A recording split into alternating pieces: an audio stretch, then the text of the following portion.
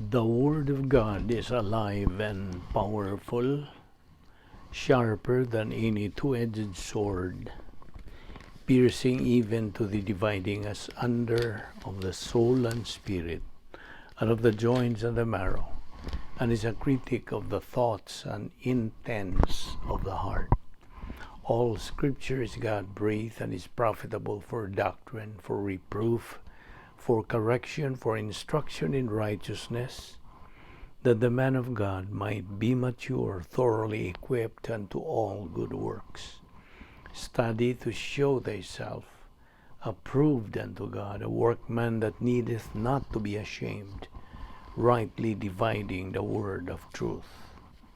Colossians chapter 2, verse 6 to 7. So then, just as you received Christ Jesus as Lord, continue to live your lives in Him, rooted and built up in Him, strengthened in the faith as you were taught, and overflowing with thankfulness. Always give yourselves fully to the work of the Lord, because you know that your labor in the Lord is not in vain. As we labor in the Lord faithfully, we wait patiently on the Lord, who makes things grow.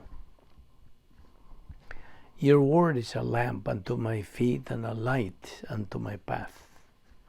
And the gospel must first be preached to all the nations. That's in Mark 13:10.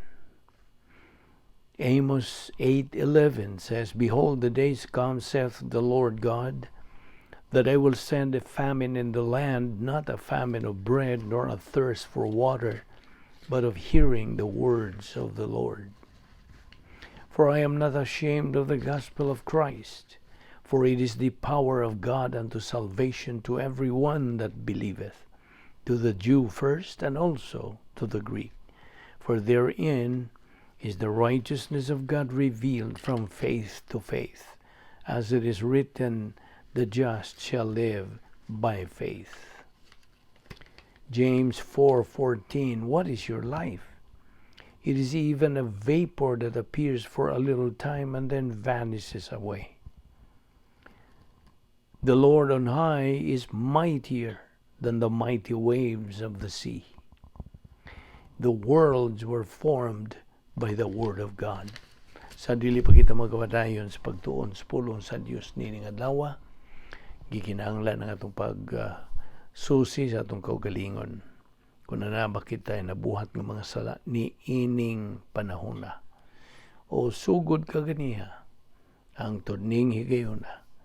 Kung nanaba kita mga sala diya sa atong kalag, gikinahanglan nga kini atong isugid ngadto sa tubangan sa Dios nga Amahan, agi kinigtuman sa mando sa Dios diya sa 1 John 1:9, if we confess our sins, He, God, is faithful and just to forgive us our sins and to cleanse us from all unrighteousness. Hugalang ka nimo higala, nga wala pa'y kaluwasan diya sa imong kalag, gi-awhag ka, giagda ka, sa paggamit niya ng imong kabubuton, your free will, sa paghimo sa labing manungdanong desisyon nga imong buhat sa tibok mong kinabuhi. Ang desisyon sa pagtuo, pagdawat kang Ginoong Hesukristo ingon nga imong manluluwas. Human nimo buhata ka na, ikaw maanda mo sab sa pagtuon sa pulong sa Dios ni ining higayuna. Busa sa hilo magambo ta. Let us pray.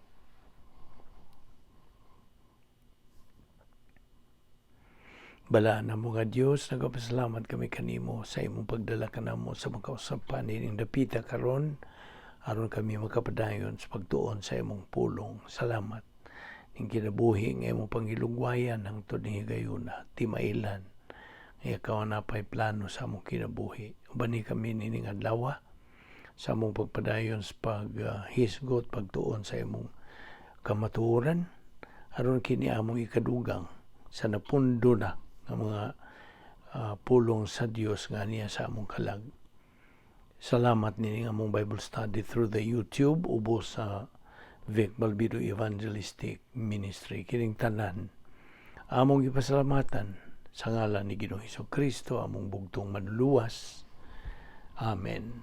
Maayong adlaw sa tanan atong mga higala, atong mga subscribers, atong mga higal o igsoon dihan ni Kristo, fellow believers. So welcome na usab ni atong pagtuon sa pulong sa Dios, niya pa kita magadupot sa atong tunanan nga giuluhan o the real meaning of life, ang matuod yun nga kahulugan sa kinabuhi.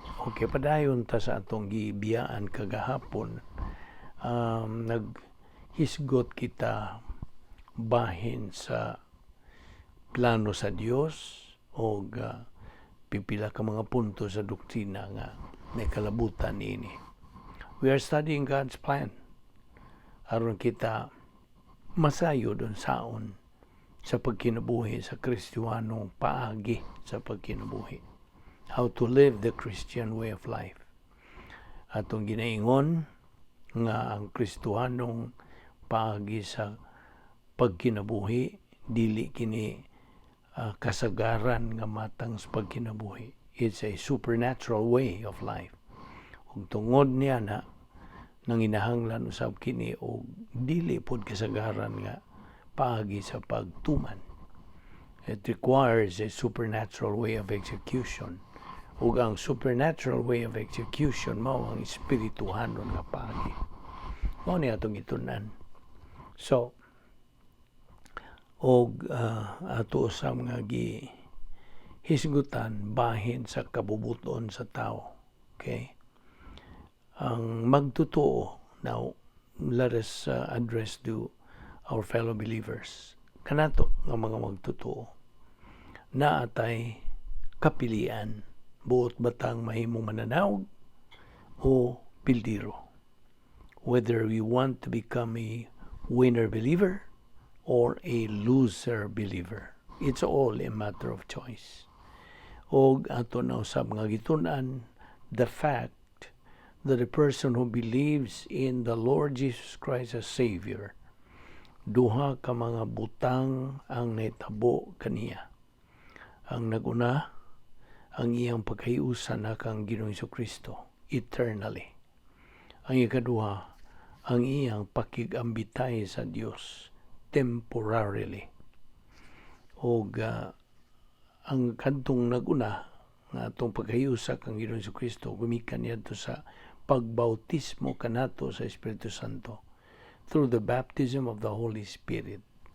O kana hangtod na kana sa hangtod, dili na kana matangtang kana atong pagkayusa kang Ginoong Hesukristo. O ang ikaduha, mao nga atong pakigambitay sa Dios.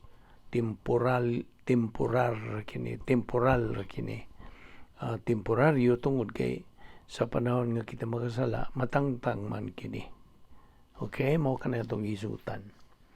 Now, kadtong duha ka mga butang had changed a person automatically sa diha nga siya naluwas. Automatic. Karon, ang usa ka magtotoo who do not know this particular doctrine mentioned, kini atong gisgutan, ato kang giingnan nga kining tawhana na pagka-gubot ang iyang pangunahon. He's confused. He's disoriented. He is disorganized person. Bisan tudog siya magtotoo na. Luwas na.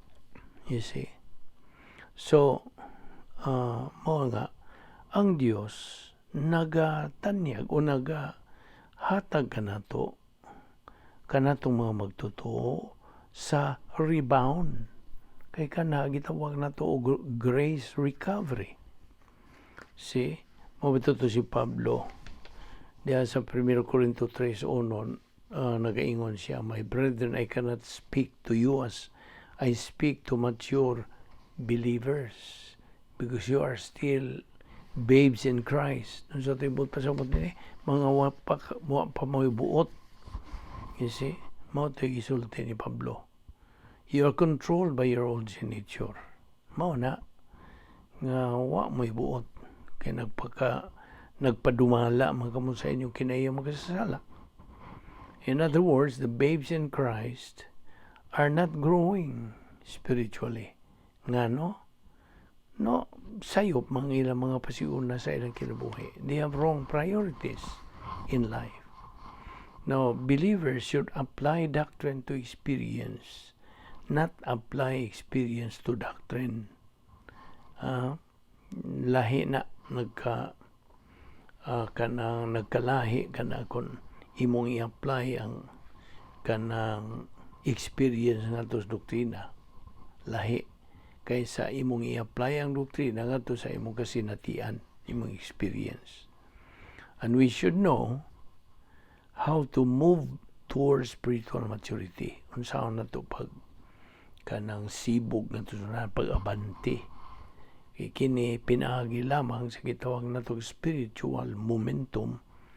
Kini nagkahulugan og ang iyang ugmad sa iyang kusog, building up his spiritual muscles.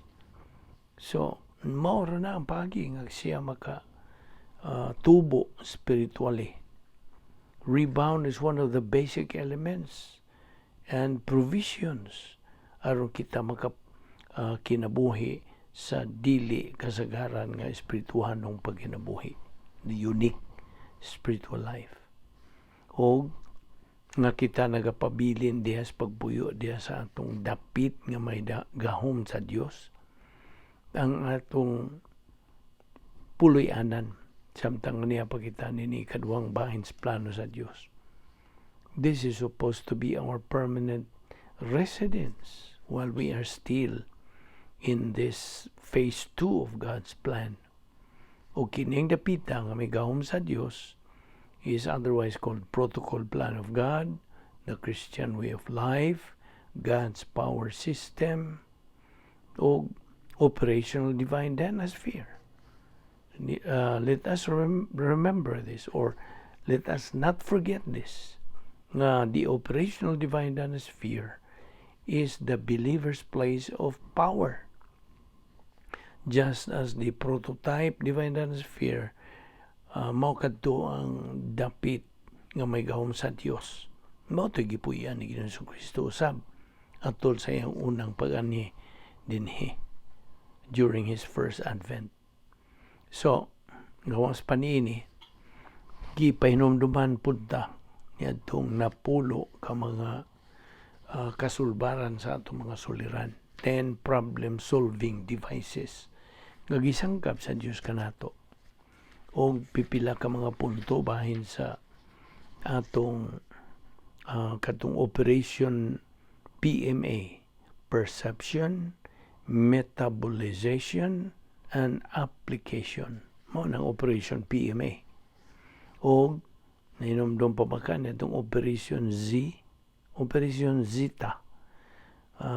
Porma ba na og Z? Okay? Dito tumoy, dito sa makita nimo ang pastor teacher nga nagatudlo sa pulong sa Dios, o dito sa kanang tumoy niya na mao ang human spirit. Ang atong human spirit mao ay punduhanan sa mga pulong sa Dios nga atong gitunan, o muambog kana kay Z man kining litra, muambog kana nahimong gnosis. Okay, pinagi sa human spirit nahimo kining gnosis doctrine, kay tuwa man mo sod kini sa left lobe, nga bahin sa atong kalag. So this is kanang napundo diha sa left lobe of the mentality of our soul. So gawas kon imo kining tuuhan, dili gyud kini mahimong kanang metabolize. Dili kini ma-metabolize sa Espiritu Santo. Dili kita ang mo-metabolize. It's God the Holy Spirit. That is His ministry. So, gnosis doctrine. Karon, pagamiton ta sa Dios, sa iyang pinagi siyang pulong, nga ato kining tuuhan. Kay ang process ko din pagkaton, pagtuon, pagkaton, pagsabot, of course. You comprehend, you understand it, and then, this is the key, ang imong pagtuo. Sagulan na ginanimo og pagtuo, aron, sa ingon niya na, mahimo na kini, dili kay gnosis lang, kundi epignosis. Ang sabot sa epignosis, labaw pa sa kaybalo. So, kay labaw pa mas kaybalo, that means kaalam, wisdom. Ang kaybalo lahi sa wisdom. Okay?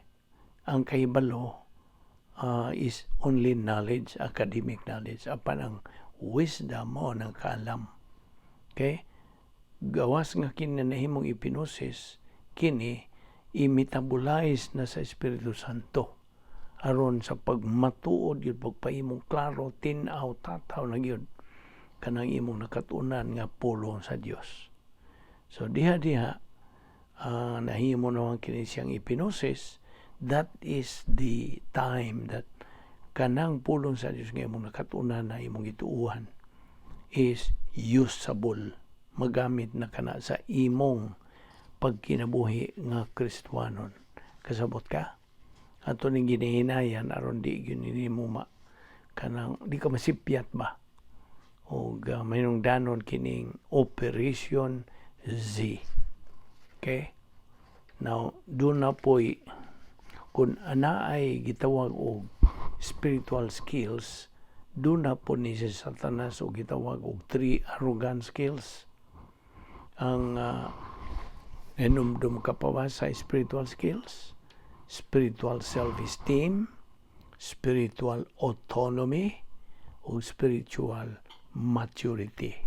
Mo ni ang spiritual skills.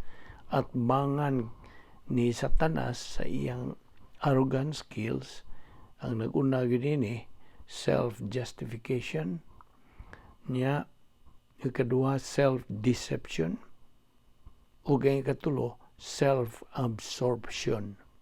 Sa ibang pasabot, self-justification ang kanang pagmatarong siyang kaugalingon. You see, he justifies himself. Nga ikaduha, self-deception, ang iyang paglingla siyang kaugalingon. O ang ikatulo, mao ang iyang pag-absorb yun siyang kaugalingon. Siya na yun ang iyang gitutukan. I, me, myself, mao na. Kaya na self-absorbed naman yun siya. Mao ni ang tulo ka arrogant skills. Ako ninginganlan og Operation GDA. Operation JDA. Self-justification, self-deception, and self-absorption. Mao na, paminaw, mao kadto nga si Pablo, dili siya makatudlo sa mga magtutuo dito sa Korinto. Tungod kay karnal man sila. They had mental attitude sins which are converted to strife. Now, they were walking like mere men. Kung sabi mo pasabot ng mere men, mga di magtutuo. Ang ilang pagkinabuhi, sama sa dili magtutuo. Kaya nga naman, gidumala lagi sila sa ilang kinaiyang magkasasala. They were walking like mere men by the old sin nature's control diya sa ilang kinabuhi.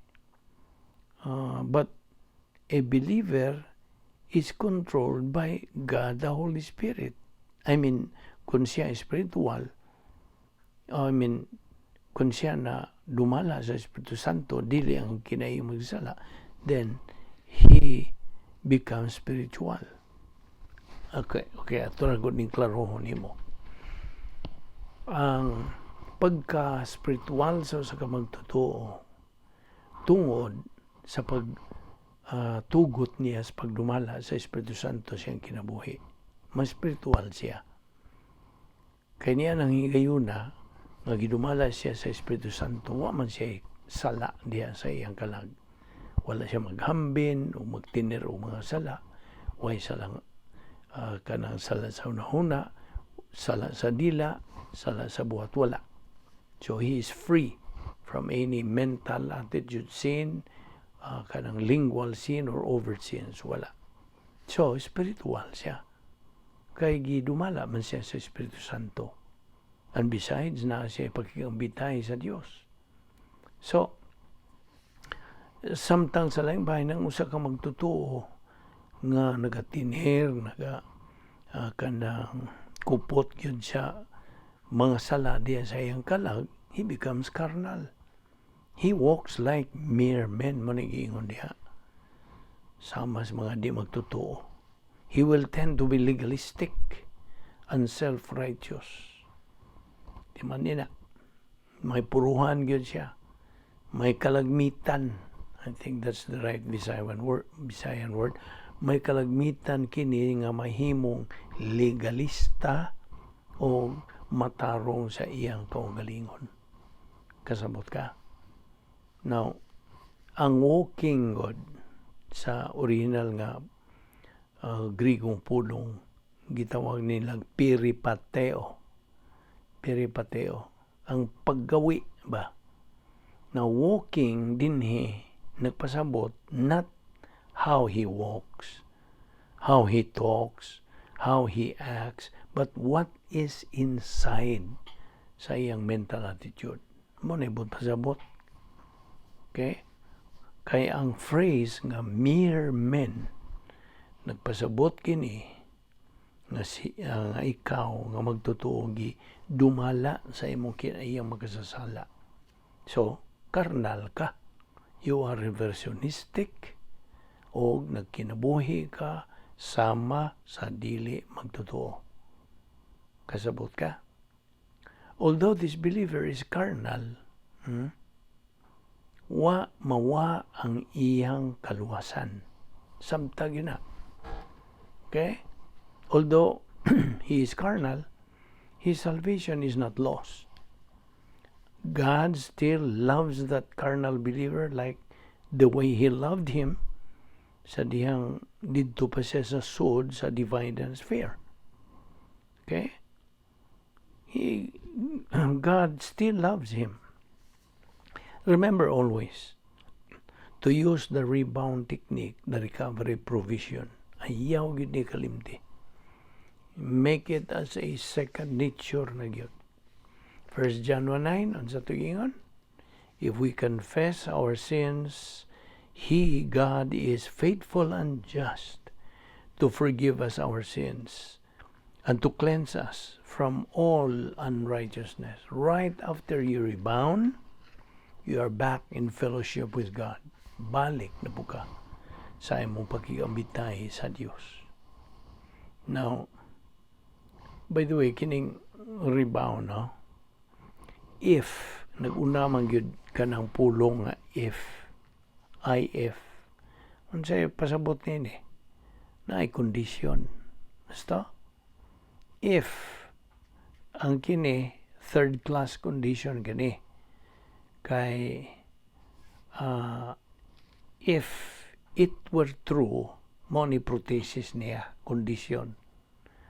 If it would be true or it would not be true, mo ni ikatulo nga class condition, third class condition.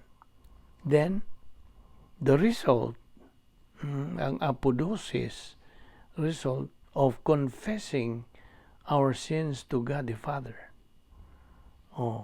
Okay? Only a believer can use rebound. Dili di mapuslan sa usa ka dili magtotoo. Dili, way pos kini niya. It has no effect. Kaya man siya magtotoo. Only a believer can use rebound. Unbelievers cannot. Now, na may uban pong mga igsuon nato Kristohanon nga mga iyo pasaylo. Dili, asking forgiveness, by the way, is not legitimate. Dili na madawat.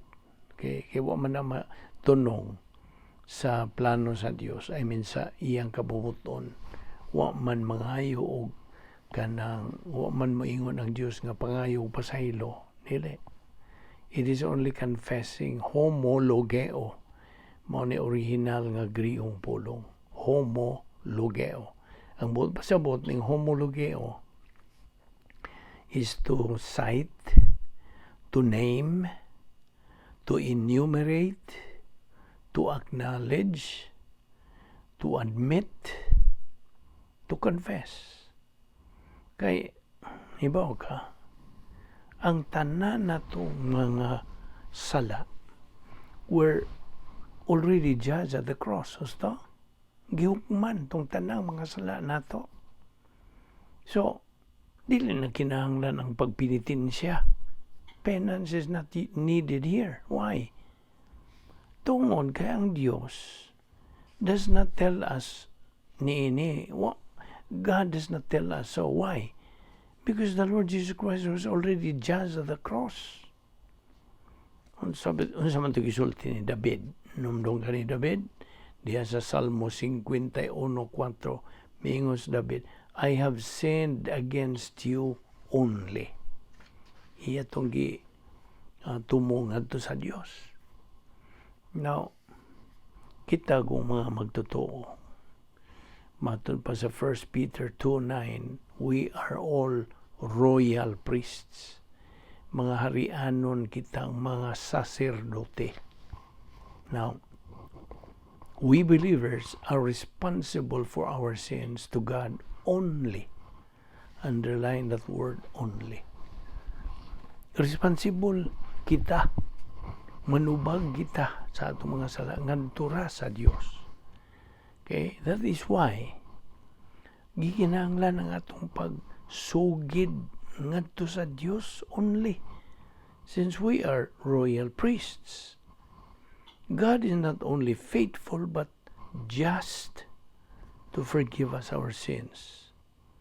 Now, 1 Peter 2:24, He Himself bore our sins in His own body on the tree, so that we might die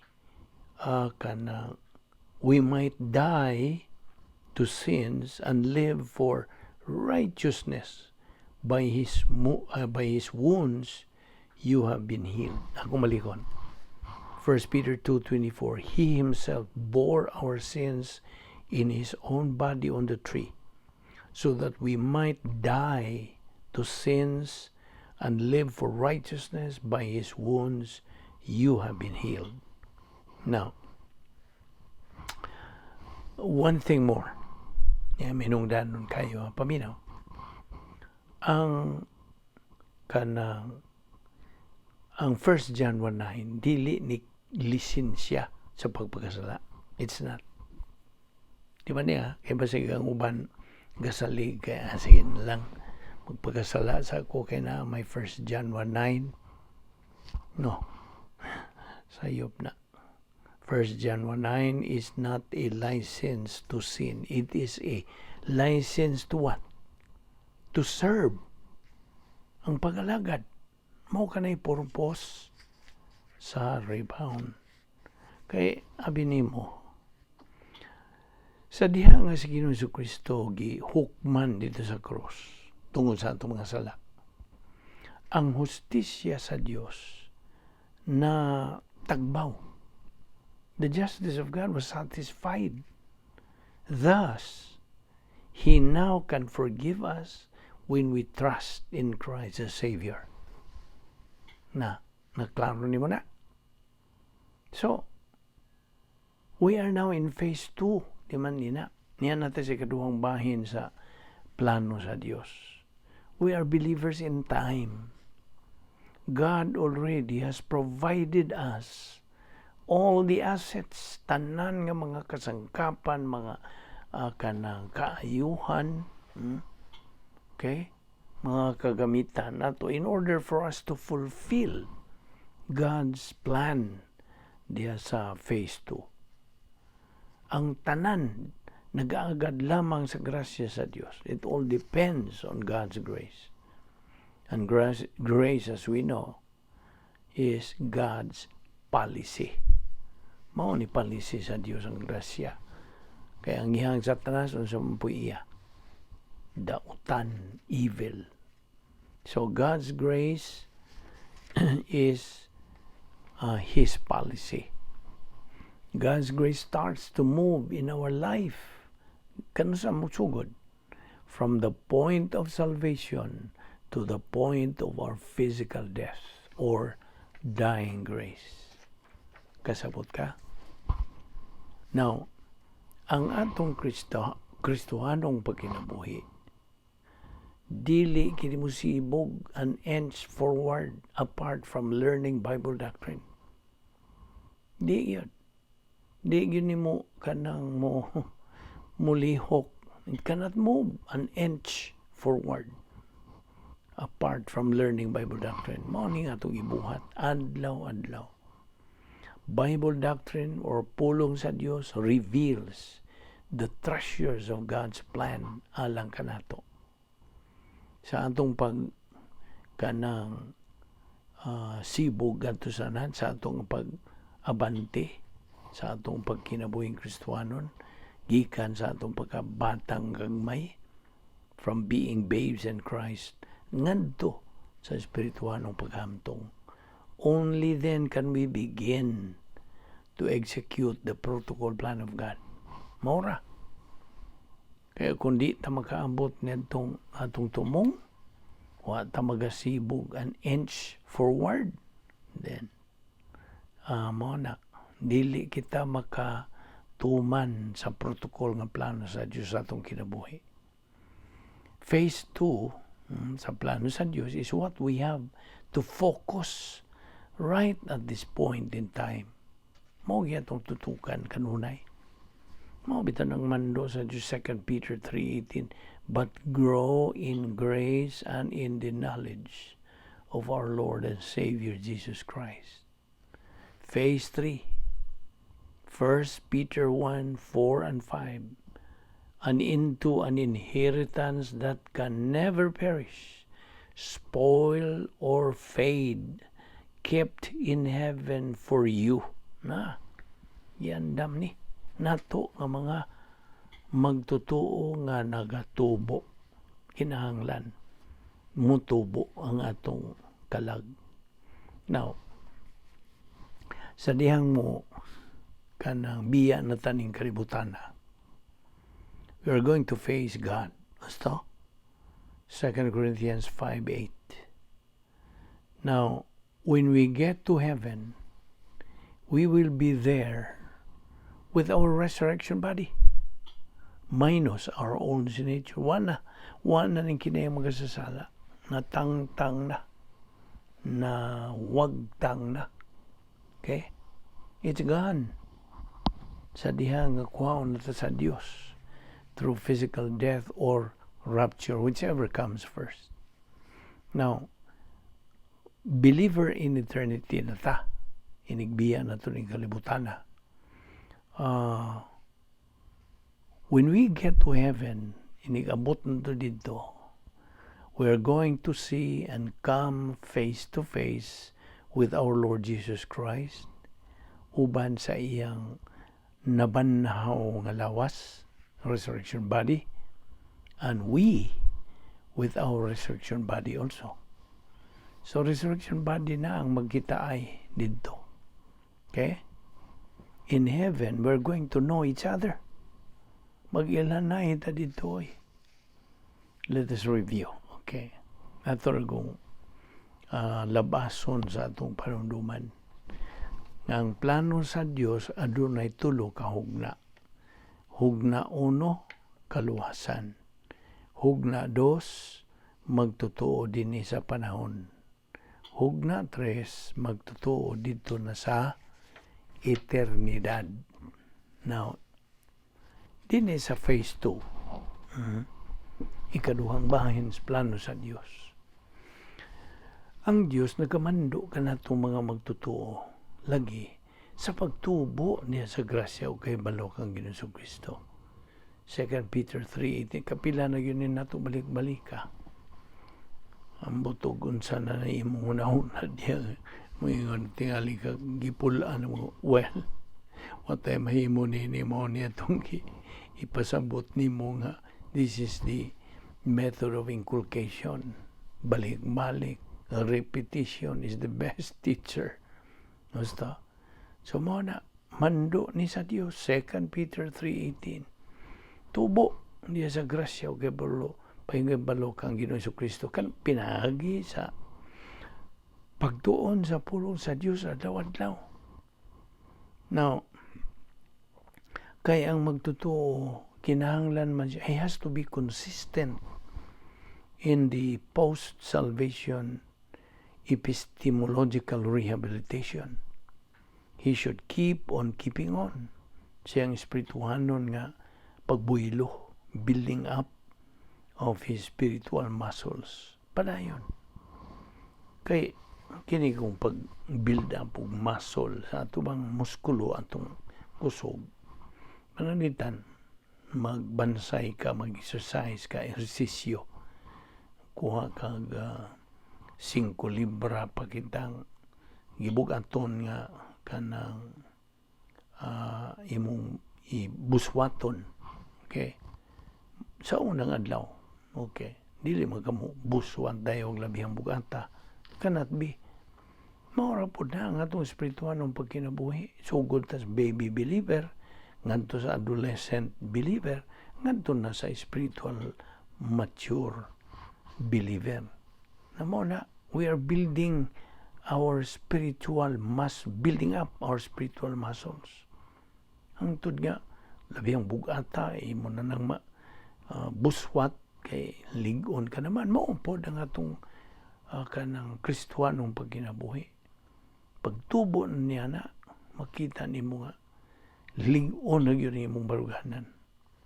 Kaya ang usa ka magtutuo, kinahanglan siya ma-oriented sa grasya in order to grow up spiritually. Oriented. And you know what I mean? Kinahanglan ma-oriented ta sa grasya. Palisigod ni sa Dios ini grasya. Inon bang kapaban niya itong pagtukod nato sa dakbalay? Dakbalay, the ECS, Edification Complex of the Soul, nag-una niini. Ang foundation ginini maong Espiritu Santo. Unya, musugod ka sa pagtukod niya na one break after another, one break tingali maong grace orientation. Oriented ka sa grasya. Ikaduha, mao ang imong mastery of the details of life. This is a review, ha? Kanya, ikatulo, ang imong relaxed mental attitude. Hayahay ni mong pangunahon na. Ang sunod, niya na mo ang 5 ka, na di kay 5, 3 ka klaseng matang sa gugma. Love of God, love for right man, right woman, and love for all mankind. Mao na ang 3 ka matang sa gugma nga imong matukod na pod niya ng imong edification complex. O ang kintumya na gyud niya na mo ang plus H, ang sharing the happiness of God. So akong balikon, grace orientation, mastery of the details of life, relaxed mental attitude, 3 categories of love, o ang plus H. Now, diya sa 1 Peter 1, 4 and 5, diya sa versikulo 4, we have a promise from God that we will come face to face with God. Garantisado ka na. This is guaranteed. Now we will come face to face with God. Inigbiyan na ito ni kalibutan na. Okay? Now, of course, 2 Corinthians 5:8, resurrection body after the rapture.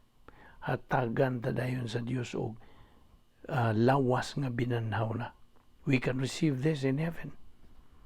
Now, when we have the resurrection body, one na lagi tay old sin nature. Matangtang na na. Apan, samtang niya pakita nining kalibutan na, we have to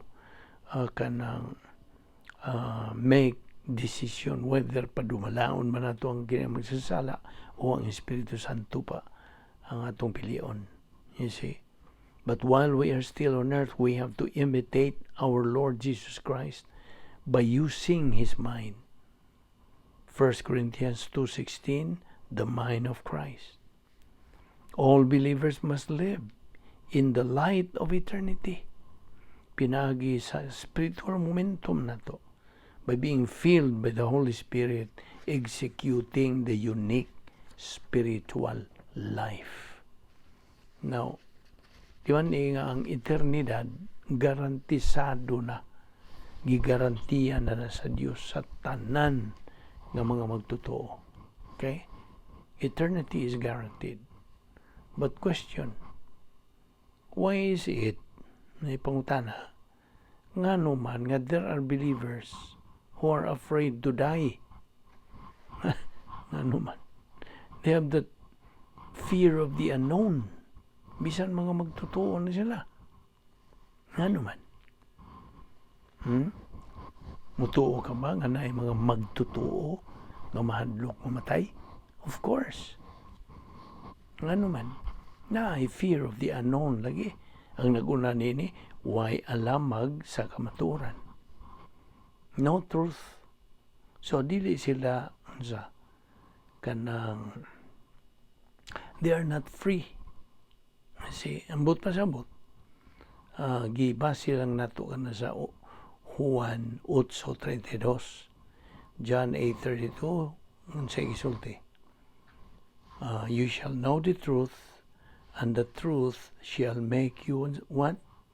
Shall make you free. So, sa diha nga may bawa na nimong kamaturan, then, you are free. Wala kikadlok. So, ang nagunag yung hinungdan nini nga napa sila'y pagkadlok mamatay mo nga why alamag sa kamaturan, naapa kanila kinigitawag og preconceived notions, nagpabilin pag yun nila nga ilang mga karaang gipangtuuhan ba nga mga mini nga ilang gipangtuuhan sa relihiyon mo ni preconceived notions.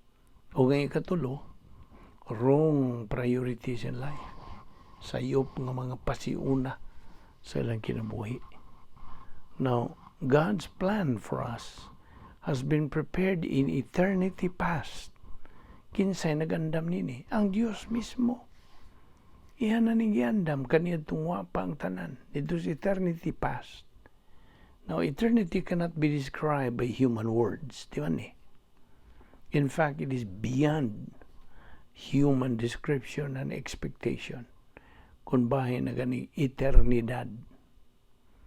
Now, inumdong ka nga atong langit nung puluyanan gihulagway kini as mansion. Yun sa magisulti sa John 14:2, in my Father's house are many unsa mansions. If it were not so, I would have told you na klaro kayo. O labot pa, kita mga magtotoo, dili naman kita mga hinukman. We are no longer condemned. We are no longer judged. Romans 8:1, there is no more condemnation to all believers. Na. Nung dumi nga kita mga magtotoo, nahiusa na dugtong na kang Ginoong Jesucristo. And that is eternal relationship. So, di ba na ikatong episode 8:9, we have been saved by grace through faith, that not of yourselves, it's a gift of God, not of works, lest anyone should boast. Diyang usab sa Titos 3:5, not of works of righteousness that we have done. Now, atong hisgutan, ugma, ang pipila ka mga punto, bahin sa bahin sa pagsakgaw sa simbahan, rapture of the church. Ato ning hisgutan, ugma, dinilong sa kita kutob, nining atong pagtuo niini, ayaw sipyat sa sumpay, sunod niini, magamputa, amahan namong Diyos, salamat sa imong pag-uban kanamo sa among pagtuon niining adlaw. Salamat sa among Bible study through the YouTube ubos sa Balbido Evangelistic Ministry. Panalangini kining maong ministry o Dios. Og gamita kini in a mighty way og sumala sa imong kabubuton. Dada kami pagbalik ugma dinhi aron kami makapadayon sa among pagtuman sa imong mando to grow up spiritually og pagpadayon sa among spiritual momentum kining tanan among gipasalamatan sa ngalan ni Ginoong Hesukristo. Amen.